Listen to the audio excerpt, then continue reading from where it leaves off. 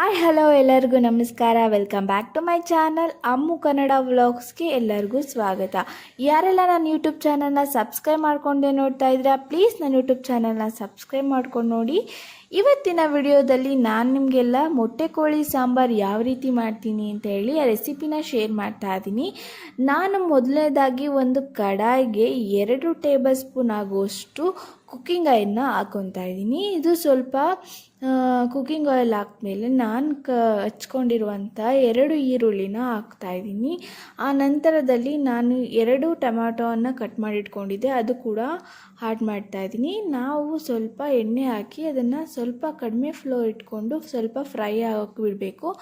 ಆಮೇಲೆ ಸ್ವಲ್ಪ ಒಂದು 5-6 ಎಸಳು ಅಷ್ಟು ಬೆಳ್ಳುಳ್ಳಿನ ಹಾಕ್ತಾಯಿದ್ದೀನಿ. ಸ್ವಲ್ಪ ಪ್ರಮಾಣದಲ್ಲಿ ಶುಂಠಿ ಕೂಡ ಕಟ್ ಮಾಡಿ ಇಟ್ಕೊಂಡಿರುವಂಥ ಶುಂಠಿ ಕೂಡ ಹಾಕ್ತಾಯಿದ್ದೀನಿ.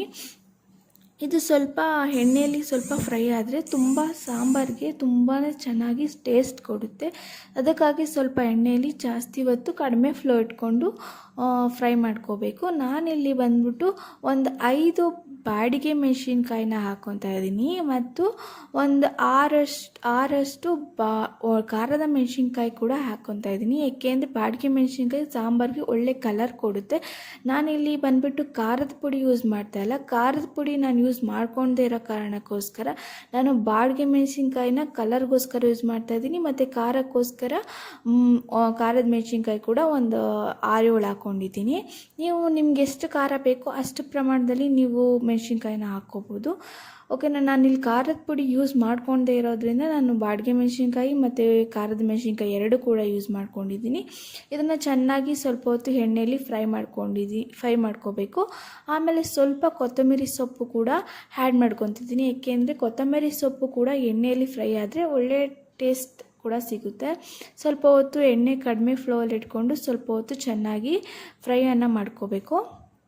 ಆಮೇಲೆ ನಾನು ಸ್ವಲ್ಪ ಕಸ್ತೂರಿ ಮೇಥಿ ಕೂಡ ಆ್ಯಡ್ ಮಾಡ್ತಾಯಿದ್ದೀನಿ. ನೀವು ಕೂಡ ನಾನು ಚಕ್ಕೆ ಮತ್ತು ಚಕ್ಕೆನ ಆ್ಯಡ್ ಮಾಡಿಲ್ಲ. ಯಾಕೆ ಅಂದರೆ ನಾನು ಗರಂ ಮಸಾಲ ಹಾಕೋದ್ರಿಂದ ಚಕ್ಕೆನ ಆ್ಯಡ್ ಮಾಡಿಲ್ಲ. ಸ್ವಲ್ಪ ಅರಿಶಿನ ಕೂಡ ಹಾಕ್ಕೊಂಡು ಚೆನ್ನಾಗಿ ಫ್ರೈ ಮಾಡ್ಕೋಬೇಕು. ಸ್ವಲ್ಪ ಹೊತ್ತು ರೋಸ್ಟ್ ಮಾಡ್ಕೊಬೇಕು. ಸ್ವಲ್ಪ ಹೊತ್ತು ಚೆನ್ನಾಗಿ ಎಣ್ಣೆಯಲ್ಲಿ ಹುರ್ಕೋಬೇಕು. ಸ್ವಲ್ಪ ಹುರ್ಕೊಂಡು ಸ್ವಲ್ಪ ಅದು ಏನಾಗಿದೆ ಟೊಮೊಟೊ ಮತ್ತು ಈರುಳ್ಳಿ ಒಳ್ಳೆ ಫ್ಲೇವರ್ ಕೊಡ್ತಾ ಇರುತ್ತೆ. ಆ ಥರ ಬರೋ ತನಕ ಸ್ವಲ್ಪ ಕಡಿಮೆ ಫ್ಲೇಮಲ್ಲಿ ಇಟ್ಕೊಂಡು ಎಣ್ಣೆಯಲ್ಲಿ ಫ್ರೈ ಮಾಡ್ಕೊಬೇಕು. ಎಣ್ಣೆಯಲ್ಲಿ ಫ್ರೈ ಮಾಡ್ಕೊಂಡಾದ್ಮೇಲೆ ಸ್ವಲ್ಪ ಗ್ಯಾಸ್ನ ಆಫ್ ಮಾಡಿ ಆರೋದಕ್ಕೆ ಬಿಡಬೇಕು. ಅಷ್ಟರಲ್ಲಿ ಒಂದು ಮಿಕ್ಸಿಂಗ್ ಜಾರ್ಗೆ ತೊಗೊಂಡು ನಾವು 1 ಕಪ್ ತೆಂಗಿನಕಾಯಿ ಇದೆಯಲ್ಲ ಅದನ್ನು ಹಾಕ್ಕೊಂಡು ರುಬ್ಕೋಬೇಕು. ಆಮೇಲೆ ನಾವು ಅದು ಬಿಟ್ಟಿದ್ದಲ್ಲ ಆ ಮಸಾಲೆಗೆ ಆ ಒಂದು ಫ್ರೈಗೆ ನಾನು ತೆಂಗಿನಕಾಯಿ ಕೂಡ ಆ್ಯಡ್ ಮಾಡಿದ್ದೀನಿ. ಒಂದೇ ಸತ ರುಬ್ಕೊಳೋದ್ರಿಂದ ತುಂಬ ಚೆನ್ನಾಗಿರುತ್ತೆ. ನಾನು ಇದಕ್ಕೆ 3 ಟೇಬಲ್ ಸ್ಪೂನ್ ಆಗುವಷ್ಟು ಮನೆಯಲ್ಲೇ ಮಾಡಿರೋಂಥ ಧನಿಯಾ ಪುಡಿನ ಆ್ಯಡ್ ಮಾಡ್ತಾಯಿದ್ದೀನಿ.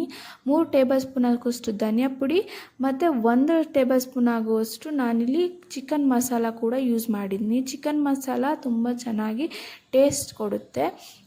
ಆಮೇಲೆ ಅದನ್ನು ಒಂದು ಮಿಕ್ಸಿಗೆ ಹಾಕ್ಕೊಂಡು ಚೆನ್ನಾಗಿ ರುಬ್ಕೊಂಡು ಒಂದು ಮಸಾಲ ಮಾಡ್ಕೊಬೇಕು. ಒಂದು ಮಸಾಲ ಮಾಡಿಕೊಂಡು ಚೆನ್ನಾಗಿ ನುಣ್ಣಗಾಗುವಷ್ಟು ಒಂದು ಪೇಸ್ಟ್ ಮಾಡ್ಕೋಬೇಕು.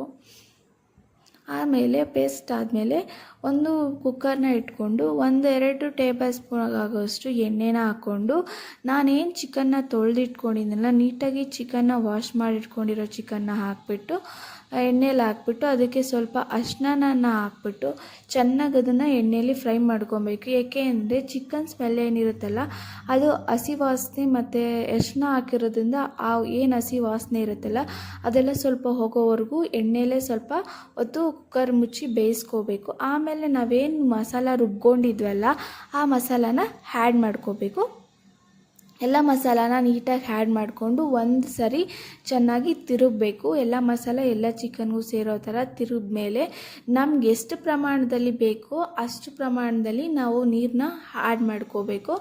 ನಾನಿಲ್ಲಿ ಒಂದು 6 ಜನಕ್ಕಾಗೋಷ್ಟು ಚಿಕನ್ ಸಾಂಬಾರು ಮಾಡೋದ್ರಿಂದ ನನಗೆ ಎಷ್ಟು ಬೇಕೋ ಅಷ್ಟು ಪ್ರಮಾಣದಲ್ಲಿ ನೀರನ್ನ ಕೂಡ ಯೂಸ್ ಮಾಡ್ತಾಯಿದ್ದೀನಿ. ಸ್ವಲ್ಪ ಜಾಸ್ತಿ ಗಟ್ಟಿಯಾಗಿ ಸಾಂಬಾರು ಮಾಡೋದ್ರಿಂದ ನಾನು ಜಾಸ್ತಿ ನೀರು ಕೂಡ ಯೂಸ್ ಮಾಡ್ಕೊತಿಲ್ಲ. ಒಂದು 6 ಜನಕ್ಕಾಗೋಷ್ಟು ಸಾಂಬಾರನ್ನ ನಾನು ಇಲ್ಲಿ ಮಾಡ್ಕೊತಾ ಇದ್ದೀನಿ. ಓಕೆನಾ. ಈ ರೀತಿಯಾಗಿ ಇಷ್ಟು ನೀರು ಪ್ರಮಾಣ ಹಾಕ್ಕೊಂಡು ಸ್ವಲ್ಪ ಹೊತ್ತು ಕುದಿಯೋಕ್ಕೆ ಬಿಡಬೇಕು. ಸ್ವಲ್ಪ ಹೊತ್ತು ಸಾಂಬಾರು ಏನಿದೆಯಲ್ಲ ಸ್ವಲ್ಪ ಹೊತ್ತು ಒಂದು ಕುದಿ ಬಂದಮೇಲೆ ಕುಕ್ಕರ್ ಮುಚ್ಚಳನ ಮುಚ್ಚಬೇಕು. ನಮ್ಗೆ ಏನು ರುಚಿಗೆ ತಕ್ಕಷ್ಟು ಎಷ್ಟು ಉಪ್ಪು ಬೇಕೋ ಅಷ್ಟು ಉಪ್ಪು ಆ್ಯಡ್ ಮಾಡ್ಕೊಬೇಕು. ಆಮೇಲೆ ಇದನ್ನು ಒಂದು ಸ್ವಲ್ಪ ಹೊತ್ತು ತಿರುಬಿಟ್ಟು ಒಂದು ಕುದಿ ಬರೋವರೆಗೂ ಬಿಟ್ಟು ಆಮೇಲೆ ನಾವು ಕಡಿಮೆ ಫ್ಲೋ ಇಟ್ಬಿಟ್ಟು ಕುಕ್ಕರ್ನ ಮುಚ್ಚಬೇಕು. ಒಂದು 5 ಮತ್ತು ಇಲ್ಲಾಂದರೆ ಒಂದು 4 ವಿಸಿಲ್ ಆದಮೇಲೆ ಮುಚ್ಚಳನ ಓಪನ್ ಮಾಡಬೇಕು. ಆಮೇಲೆ ಸ್ವಲ್ಪ ಅದನ್ನು ಒಂದು ಬಟ್ಲಲ್ಲಿ ಹಾಕ್ಕೊಂಡು ಸರ್ವ್ ಮಾಡಿಕೊಂಡ್ರೆ ನಮ್ಮ ಚಿಕನ್ ಸಾಂಬಾರು ಏನಿದೆಯಲ್ಲ ಅದು ರೆಡಿ ಆಗೋಗ್ಬಿಡುತ್ತೆ. ಈ ಚಿಕನ್ ಸಾಂಬಾರು ರೆಸಿಪಿ ನಿಮಗೆ ಇಷ್ಟ ಆದಲ್ಲಿ ನನ್ನ ಯೂಟ್ಯೂಬ್ ಚಾನಲ್ನ ಯಾರೆಲ್ಲ ಸಬ್ಸ್ಕ್ರೈಬ್ ಮಾಡ್ಕೊಂಡೆ ನೋಡ್ತಾ ಇದ್ದೀರಾ ಪ್ಲೀಸ್ ನನ್ನ ಯೂಟ್ಯೂಬ್ ಚಾನಲ್ನ ಸಬ್ಸ್ಕ್ರೈಬ್ ಮಾಡ್ಕೊಂಡು ನೋಡಿ.